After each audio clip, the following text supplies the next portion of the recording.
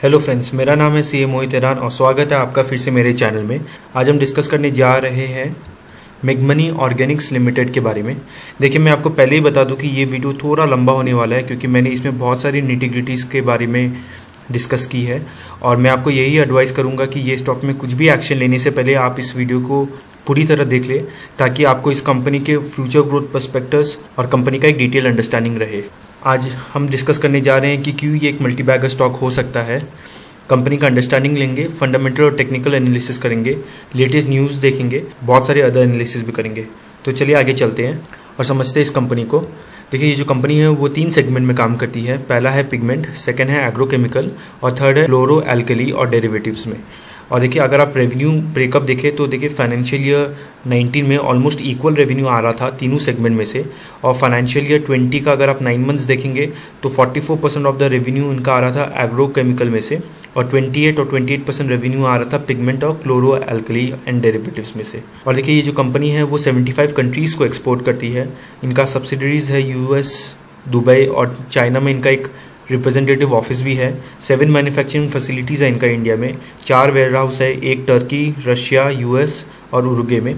और देखिए, अगर आप सितंबर 19 का रिजल्ट्स के हिसाब से देखें तो 81% of the share of pigments इनका एक्सपोर्ट होता है। एग्रोकेमिकल्स में से 74% जो शेयर है वो एक्सपोर्ट होता है। बेसिक केमिकल्स और जो क्लोरो एल्कली है उसमें से 5% एक्सपोर्ट होता है और टोटल रेवेन्यू का 53% इनका एक्सपोर्ट मार्केट से आता है। अब देखिए, हर एक जो सेगमेंट है उसको थोड़ा डिटेल में समझ लेते हैं। तो देखिए, पहले पिगमेंट देख लेते हैं। अगर आप पिगमेंट में इनका पोर्टफोलियो देखेंगे तो ये पिगमेंट ब्लू और पिगमेंट ग्रीन बनाते हैं। और देखिए, इनका जो केमिकल फॉर्मुलेशन है वो है सीपीसी ब्लू। और देखिए, ये जो अपना फॉर्मुलेशन है वो पिगमेंट मैन्युफैक्चरर्स को सेल करते हैं और इनका जो एंड प्रोडक्ट्स है पिगमेंट ब्लू और पिगमेंट ग्रीन वो इंडस्ट्रियल यूजर्स को सेल करते हैं। और ये जो दोनों प्रोडक्ट है वो काफ़ी सारे जगह में यूज़ होता है, जैसे कि प्रिंटिंग इंक्स में, प्लास्टिक्स में, पेंट्स में, कोटिंग्स में, टेक्सटाइल्स में, ऑटोमोटिव पार्ट्स में, पेपर्स एंड रबर्स में। और देखिए, ये जो कंपनी है वो लीडिंग प्लेयर है और 14% of the market share hold करती है ब्लू और ग्रीन पिगमेंट्स की। तो ये खुद में एक बहुत बड़ी कंपनी है। टॉप 3 ग्लोबल पिगमेंट प्लेयर्स में से एक है कैपेसिटी वाइज। 70 कंपनी में इसका प्रेजेंट है। इनका जो टोटल कैपेसिटी है पिगमेंट का वो है 32,940 मेट्रिक टन पर एनम। जो कंपनी है वो Q3 में 75 to 80% ऑफ द कैपेसिटी में काम कर रही थी, लेकिन आज के दिन कोविड-19 के कारण उन्होंने अपना कैपेसिटी डिक्रीज करके 30 to 35% कर दिया है। जैसे जैसे फ्यूचर में डिमांड बढ़ी वैसे वैसे ये अपना प्रोडक्शन भी इंक्रीज करेंगे। आज के दिन अगर आप इनका नेट सेल्स देखेंगे तो देखिए, फाइनेंशियल ईयर 19 में लगभग 6,000 मिलियन का इनका नेट सेल्स था, उसमें से 81% इनका एक्सपोर्ट रेवेन्यू था।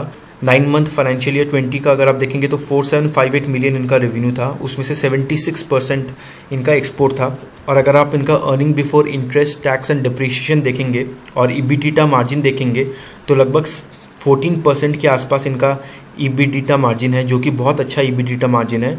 और 9 मंथ्स फाइनेंशियल ईयर 20 का इनका 687 मिलियन का ईबीटीटा था। तो देखिए, ये सेगमेंट बहुत अच्छा ईबीटीटा मार्जिन देता है इनको। आगे चलते हैं और दूसरा सेगमेंट समझते हैं एग्रोकेमिकल का। और एग्रोकेमिकल में देखिए, ये पेस्टिसाइड्स बनाती है और जेनरिक फॉर्मुलेशन और ब्रांडेड फॉर्मुलेशन दोनों में काम करती है।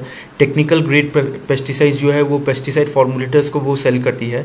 और देखिए, बल्क पैकिंग करके वो इंस्टीट्यूशनल कस्टमर्स को भी सेल करती है अपना पेस्टिसाइड्स, और अपना खुद का ब्रांडिंग भी करती है और रिटेलर्स, डीलर्स और फार्मर सोसाइटीज़ को ये अपना प्रोडक्ट सेल करती है। आज के दिन देखिए, पेस्टिसाइड्स का जो इंडिया में कंजम्पशन है वो काफ़ी लो है, 0.6 kg पर हेक्टर है, जहाँ तक कि जापान में और चाइना में 12 और 13 kg पर हेक्टर है। तो ये दिखाता है कि एग्रोकेमिकल का जो स्पेस है वो अभी तक अनटैप्ड है इंडिया में और फ्यूचर में जाके बहुत बड़ा ये एक बिजनेस सेगमेंट होने वाला है। और देखिए, ये जो जेनरिक एग्रोकेमिकल्स में डील करती है वो भी आज के दिन एक बूस्टिंग स्टेज में है, क्योंकि बहुत सारे पेटेंट्स जो है यूएस के वो एक्सपायर हो रहे हैं, तो उससे एक डायरेक्ट बेनिफिट मिलेगा इस कंपनी को। और देखिए, आज के दिन जो ग्रोइंग पॉपुलेशन है और जो डिक्लाइनिंग एरेबल लैंड है और राइजिंग पेस्ट कंसर्न्स है, उसके कारण भी देखिए पेस्टिसाइड्स का जो डिमांड है वो इंक्रीजिंग ट्रेंड पर ही रहेगा। तो ओवरऑल ये जो सेगमेंट है वो एक बूस्टिंग सेक्टर सेगमेंट है। और देखिए, आज के दिन ये कंपनी का 17 स्टेट्स में प्रेजेंस है, 2800 स्टॉकिस्ट है, एजेंट्स है, डिस्ट्रीब्यूटर्स है और डीलर्स नेटवर्क है। आज के दिन इनका total capacity 28,260 metric ton per annum का है और company around 60 to 65% of the operating capacity में काम कर रही थी एज Q3 1920।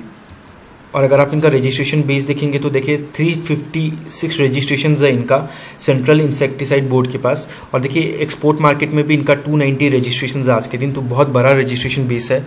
और अगर आप इनका नेट सेल्स देखेंगे तो देखिए 7900 मिलियन का इनका नेट सेल्स था फाइनेंशियल ईयर 19 में, जिसमें कि 74% एक्सपोर्ट्स था।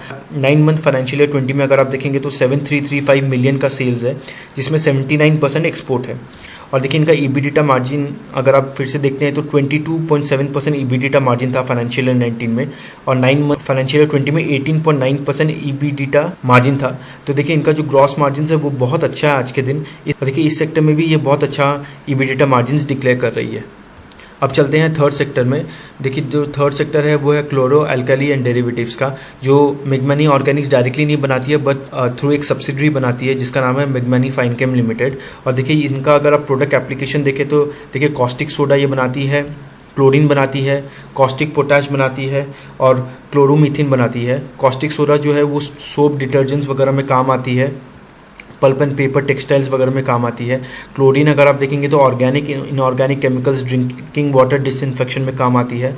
कॉस्टिक पोटाश अगर आप देखेंगे तो सोप डिटर्जेंट्स वगैरह में काम आती है। और क्लोरोमीथिन अगर आप देखेंगे तो एग्रो केमिकल्स और फार्मा में काम आती है। तो देखिए कोविड-19 के कारण देखिए ये सेक्टर भी बहुत ज़्यादा बूमिंग है, और देखिए सब जगह साफ सुथरा रखने के लिए और कोविड-19 से लड़ने के लिए ये सब चीज़ों का डिमांड बहुत इंक्रीजिंग ट्रेंड में है आज के दिन। और देखिए ये कंपनी जो है वो second largest producer of caustic potash है, तो आज के दिन एक मार्केट लीडर है इंडिया में। Third largest producer of chloromethane है, फिर से एक मार्केट लीडर है। Fourth largest producer by capacity of caustic chlorine producer है, फिर से एक मार्केट लीडर है। और जैसे कि मैंने आपको बताया देखिए जो ग्लोबल डिमांड है आज के दिन इनका वो बढ़ता जा रहा है, क्योंकि देखिए इनका जो यूजेस है वो बहुत सारी इंडस्ट्रीज़ में है। और अगर आप देखेंगे तो Q3 1920 में कंपनी अराउंड 88% के आसपास ऑपरेट कर रही थी। और अगर आप ईबीडिटा मार्जिन देखेंगे तो फाइनेंशियल ईयर 19 में 43.9%, 9 मंथ्स फाइनेंशियल ईयर 20 में देखें 84.2% का ईबीडिटा मार्जिन है। दो एक डिक्रीज है ईबीडिटा मार्जिन में, क्योंकि इस समय जाकर क्लोरो एल्कली और डेरिवेटिव्स का जो प्राइजेज है वो मार्केट में थोड़ा डिक्लाइनिंग ट्रेंड पर था, लेकिन देखिए फिर भी ईबीडिटा मार्जिन बहुत अच्छा है इस पर्टिकुलर सेक्टर का, और बहुत अच्छा प्रॉफिट्स देता है ये सेक्टर मेगमनी ऑर्गेनिक्स को। और अगर आप पैट मार्जिन देखेंगे तो पैट मार्जिन देखते हैं तो 25.7% का पैट मार्जिन था फाइनेंशियल ईयर 19 में, और 9 मंथ्स फाइनेंशियल ईयर 20 में 20.6% का पैट मार्जिन था, जो कि बहुत अच्छा मार्जिन है आज के। तो ये था ये 3 सेक्टर्स के बारे में। और देखिए अगर एक्सपेंशन प्लान्स की बात करें तो देखिए पिगमेंट डिवीजन में अभी इनका कोई एक्सपेंशन प्लान नहीं है, पर एग्रो केमिकल डिवीजन या पेस्टिसाइड डिवीजन में देखिए वो 302 करोड़ का कैपेक्स करने का सोच रहे हैं, जिसका एंड डेट फाइनेंशियल ईयर 21 और फाइनेंशियल ईयर 22 है। और इससे इनको देखिए 700 करोड़ का एडिशनल रेवेन्यू आएगा। देखिए लास्ट ईयर मैंने आपको दिखाया था कि 710 करोड़ का इनका रेवेन्यू था, तो देखिए रेवेन्यू ऑलमोस्ट डबल हो जाएगा ये कैपेक्स एक्सपेंशन के बाद। वहीं अगर हम क्लोरो एल्कली और डेरिवेटिव्स का बात करें तो यहाँ भी देखिए वो एक बड़ा एक्सपेंशन कर रहे हैं 770 करोड़ का, जिसमें से एक प्लांट ऑलरेडी जुलाई 19 में कमीशन हो गया और रिमेनिंग जो है वो फाइनेंशियल ईयर 21 तक खत्म हो जाएगा। यहाँ से भी देखिए आप 610 करोड़ का एक एक्सपेक्टेड रेवेन्यू आएगा। लास्ट ईयर क्लोरो एल्कली का टर्नओवर लगभग 710 करोड़ था, तो यहाँ पर भी आपको एक 90% इंक्रीज देखने को मिले रेवेन्यू फ्रंट में, और प्रॉफिट्स में भी उसी तरीके से इंक्रीज देखने को मिलेगा। और देखिए ये कंपनी जो है वो एक नया फॉर्मुलेशन लेके आ रही है जिसे ECH भी कहते हैं। तो देखिए ये जो पर्टिकुलर केमिकल है वो कोटिंग्स इंडस्ट्री और ऑटोमोबाइल और पैकेजिंग इंडस्ट्री में काम आती है। प्रोडक्ट है वो इंपोर्ट होता है इंडिया में, और 80 किलोटन पर एनम का जो इंपोर्ट है वो आज के दिन 14.5% से ग्रो हो रहा है। ये जो प्लांट है वो 50 किलोटन पर एनम का प्लांट होने वाला है। लगभग 275 करोड़ का इनका कैपेक्स है। एक्सपेक्टेड रेवेन्यू देखिए 475 करोड़ के आसपास है। और देखिए सबसे अच्छी बात है कि ये जो पर्टिकुलर प्लांट वो बैठाने वाले हैं वहाँ से वो एक्सपेक्ट करते हैं कि 30% प्लस ईबीडिटा मार्जिन के पास आएंगे, जिससे इनका बुक्स में जो रेवेन्यू है और प्रॉफिट मार्जिन है वो एक्सट्रीमली इंक्रीज हो जाएगा। और दूसरा बात ये भी है कि ये जो पर्टिकुलर प्लांट के लिए आपको जो रॉ मटेरियल चाहिए जैसे कि कॉस्टिक और HCl वो ये इन हाउस प्रोड्यूस करते हैं, तो वहाँ पर भी इनके मार्केट रॉ मटेरियल के जो प्राइस है उसमें स्टेबिलिटी रहेगी और रॉ मटेरियल अवेलेबिलिटी हमेशा रहेगी। अब देख लेते हैं company at current market price. तो देखिए ये जो कंपनी है वो लगभग 1134 करोड़ के मार्केट कैप में चल रहा है। करंट प्राइस इनका 44.60 है, बुक वैल्यू 44.51 है। प्राइस टू बुक वैल्यू आप देखिए सिर्फ 1 के आसपास है। स्टॉक का पी देखिए 4.25 के आसपास है, जो कि बहुत लो पी है आज के दिन। ROC देखिए 32.54, ROE देखिए 28.37, डेट टू इक्विटी देखिए 0.56।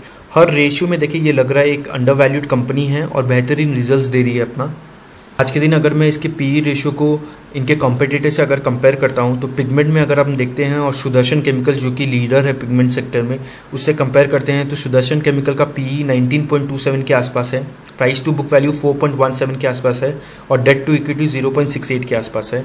एग्रो केमिकल अगर हम यूपीएल लिमिटेड से कंपेयर करते हैं जिसका पीई 1492 के आसपास चल रहा है, प्राइस टू बुक वैल्यू 1.97 के आसपास चल रहा है और डेट टू इक्विटी 0.12 के आसपास चल रहा है।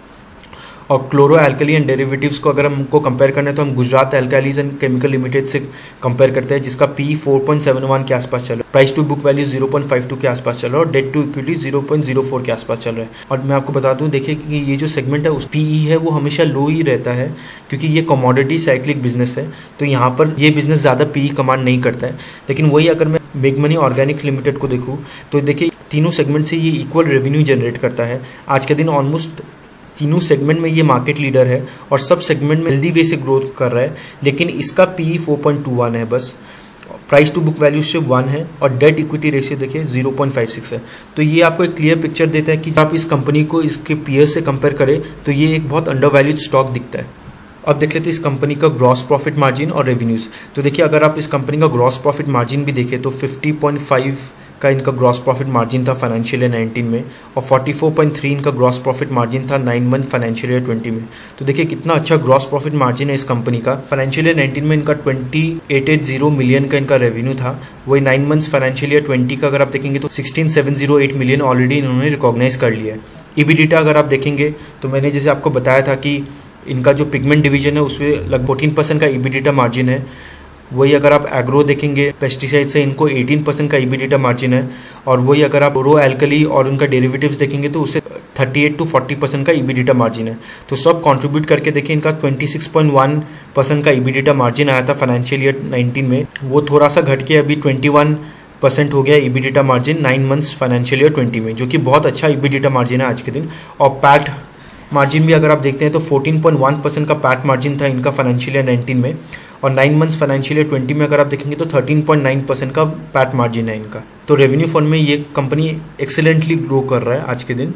और अगर आप अदर रेशियोज में भी देखते हैं तो देखिए डेट सालों साल इन्होंने अपना डेट इक्विटी रेशियो को घटाया है। फाइनेंशियल ईयर 15 में 1 का डेट इक्विटी रेशियो था तो वही फाइनेंशियल ईयर 20 में इनका 0.55 का डेट इक्विटी रेशियो है। वर्किंग कैपिटल भी ये बहुत अच्छी तरीके से मैनेज कर रहे हैं।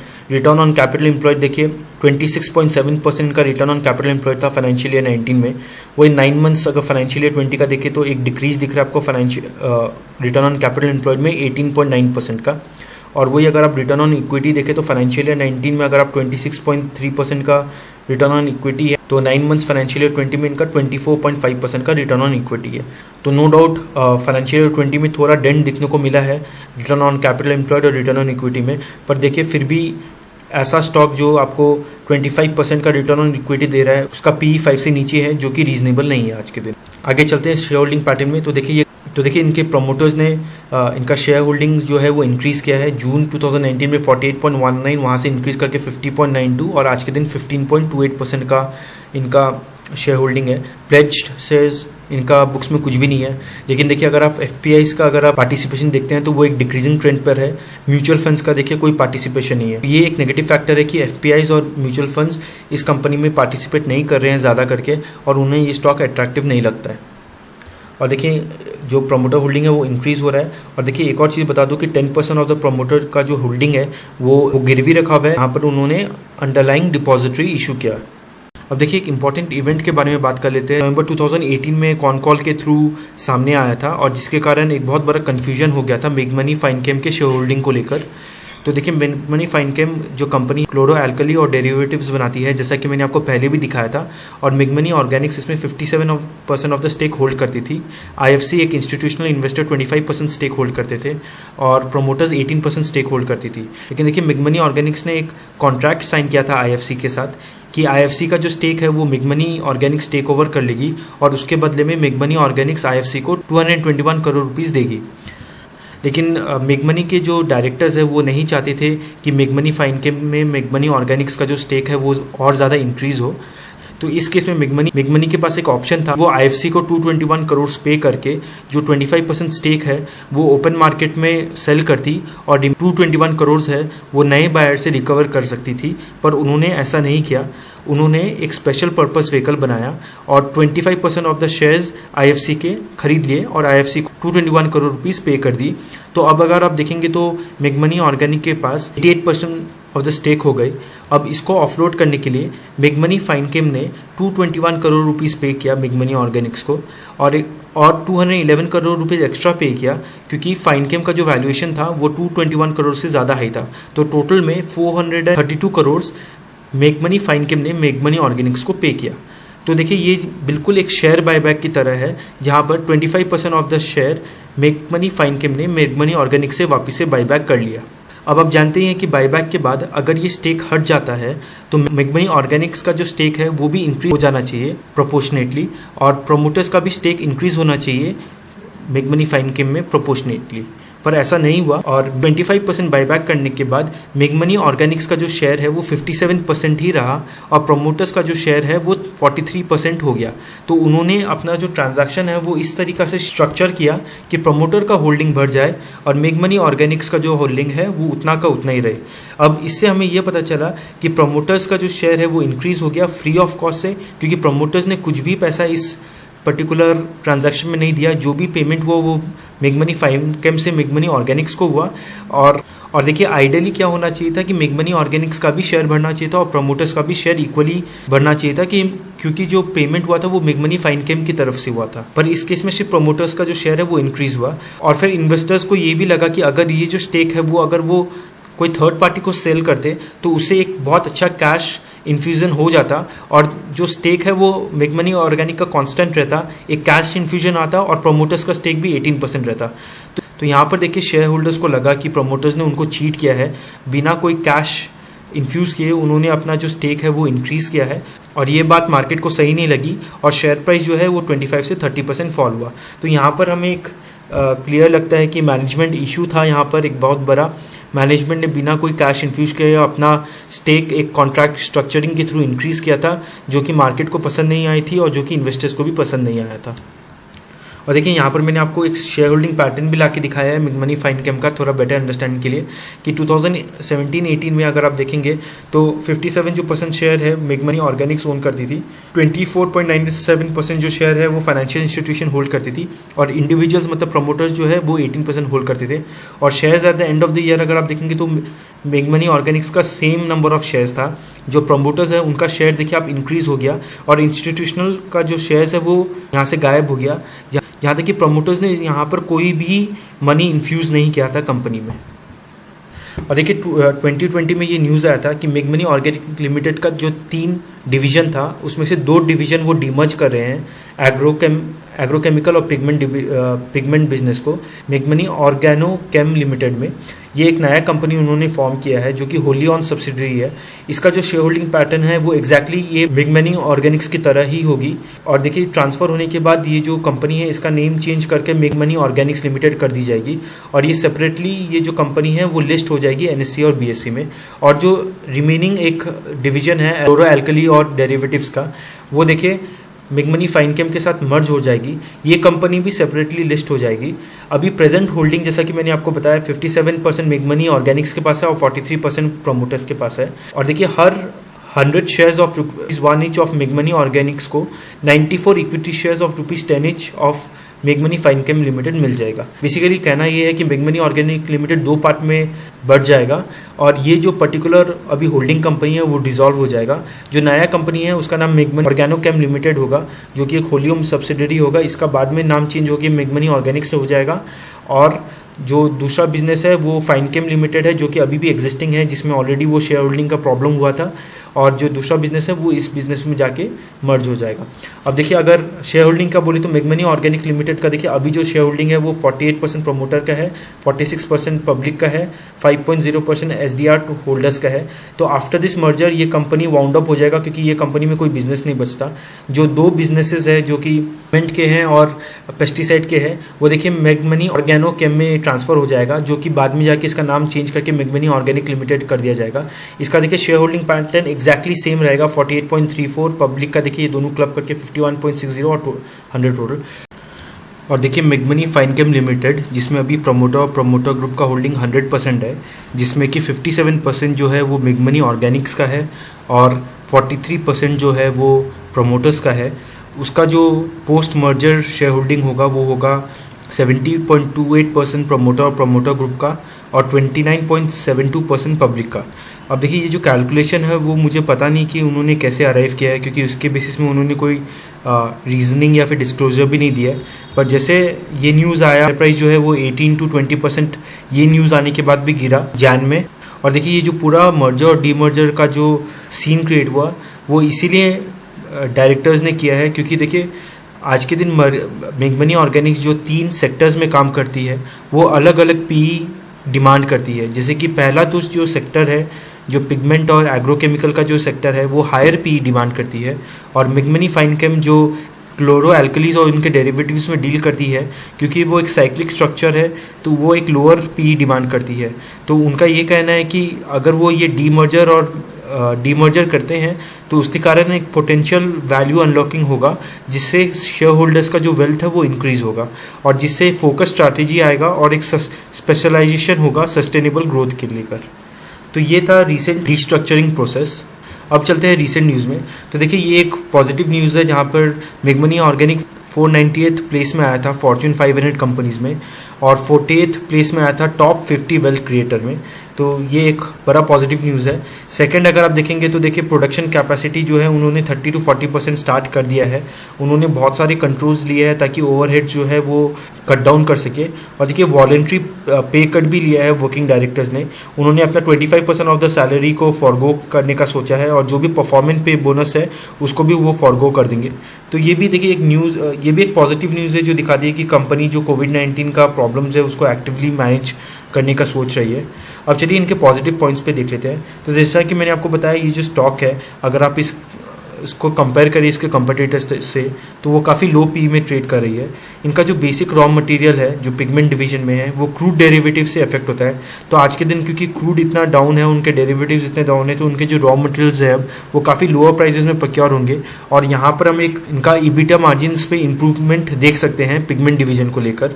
आज के दिन एग्रोकेमिकल और पेस्टिसाइड बिजनेस भी देखिए गवर्नमेंट इनिशिएटिव्स के कारण और फार्मर को जो एडिशनल लोन मिल रहा है अभी कोविड-19 में, वहाँ से हम एक्सपेक्ट कर सकते हैं कि इस सेक्टर को भी एक बड़ा बूस्ट मिलेगा। देखिए इनका जो सेल्स और प्रॉफिटेबिलिटी है वो देखिए बेहतरीन तरीके से इंक्रीज हो रहा है। फाइनेंशियल फ्रंट में ये कंपनी बहुत अच्छा है। आज के दिन इनके सारे सेगमेंट्स बहुत अच्छा परफॉर्म कर रहे हैं और सब इंडस्ट्री स्टैंडर्ड से बेटर परफॉर्म कर रहे हैं। ये जो कंपनी है उसका बहुत हाई ROE है, ROCE है। इनका जो फ्यूचर एक्सपेंशन है वो देखिए बहुत बड़ा है। कैपेसिटी ऑलमोस्ट ये डबल करने का सोच रहे हैं अपना एग्रोकेमिकल बिजनेस में भी और अपना बेसिक केमिकल बिजनेस में भी। और देखिए आज के दिन वॉलंटरी पे कट बाय डायरेक्टर्स वगैरह ये सब जो स्टेप्स है ये दिखाते हैं कि वो कोविड-19 का जो इम्पैक्ट है उसको फैक्टर कर रहे हैं, कॉस्ट कटिंग मोड में है। और देखिए जो स्प्लिट ऑफ ये करने का सोच रहे हैं, जहाँ पर वो एग्रोकेमिकल बिजनेस और पिगमेंट डिवीजन को सेपरेट कर रहे हैं अपने क्लोरो एल्कली बिजनेस से, तो उसके कारण एक हाई पी देखने को मिल सकता है कि अब वो सिर्फ पिगमेंट डिवीजन और स्पेशलिटी केमिकल डिवीजन को केटर करेगी। और इंक्रीजिंग प्रमोटर शेयर होल्डिंग जैसे कि मैंने आपको बताया वहाँ पर एक इंक्रीज था, तो वो भी एक बहुत बड़ा पॉजिटिव न्यूज़ है। कॉशन अलग अगर आप देखेंगे तो देखिए जो प्रमोटर्स ने जो रीस्ट्रक्चरिंग कर जो अपना शेयर भराया बिना कोई मनी को इन्फ्यूज़ करते हुए, उसके कारण एक बहुत डीमोटिवेशन मिला है मार्केट को। और उस वहाँ से अगर आप शेयर प्राइस देखें तो इस पर्टिकुलर न्यूज़ और जो स्प्लिट ऑफ का न्यूज़ है दोनों को अगर आप एग्रीगेट करें तो लगभग 40% शेयर प्राइस में आपको डिक्रीज देखने को मिला है। तो वापस से उसको रीगेन, प्रमोटर्स का ट्रस्ट को रीगेन करना एक बहुत इंपॉर्टेंट फैक्टर है आज के दिन। दूसरा देखिए जो कंपनी है आज के दिन बहुत हाई मार्जिन दे रही है और कोविड-19 का जो इम्पैक्ट है उसके कारण देखिए इनके मार्जिन पे श्योरली एक आगे जाके हो सकता है कि ये जो मार्जिन है वो नहीं मेंटेन कर पाए, तो ये एक बड़ा कॉशन अलर्ट है। तीसरा देखिए आज के दिन जो इन्होंने बहुत बड़ा रिसेंट एक्सपेंशंस किया है जो अभी कैपिटलाइजेशन मोड में है और फाइनेंशियल ईयर 21 के बाद ये कैपिटलाइज हो जाएंगे। उसके बाद एक बहुत बड़ा डिप्रिशिएशन इनके बुक्स में आएगा और क्योंकि मार्केट्स अभी बहुत लो है और पिकअप नहीं किया है तो उसके कारण देखिए यहाँ पर एक बड़ा प्रॉफिटेबिलिटी में भी हमको हिट देखने को मिल सकता है, एक मार्जिन डिक्लाइन देखने को मिल सकता है क्योंकि सेल्स ज़्यादा नहीं होगा पर आपका कॉस्टिंग बहुत ज़्यादा हो जाएगा डिप्रिशिएशन के कारण। और चौथा देखिए इनका जो सप्लाई चेन डिस्ट्रप्शन भी जो हुआ था बीच में, क्योंकि इनका जो टोटल इंपोर्ट्स है उसमें से 67 to 75%, 65 to 75% of the import जो है वो चाइना से होता है, तो उसके कारण एक सप्लाई चेन हम डिस्ट्रप्शन एक्सपेक्ट कर सकते हैं।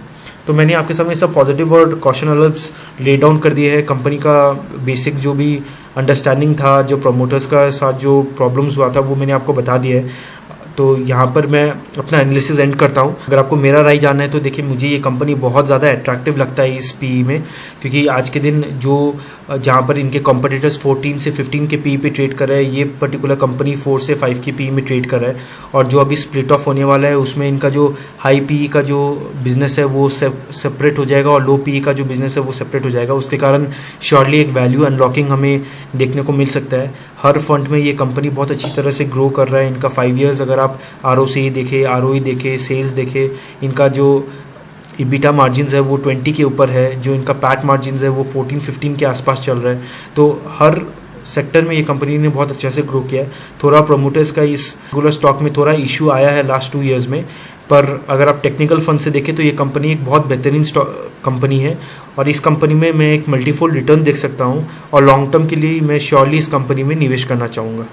Thank you. आई होप आपको मेरा ये वीडियो पसंद आया हो, तो प्लीज़ लाइक और शेयर कीजिए और ये चैनल को सब्सक्राइब कीजिए। और मैं आपको बता दूं कि देखिए ये जो भी मैंने आपको कहा वो मेरी पर्सनल एनालिसिस और रिसर्च के ऊपर है। अगर आप इस स्टॉक पे कोई भी डिसीजन लेते हैं तो अपने फाइनेंशियल एडवाइजर से सलाह ज़रूर ले लें। Thank you.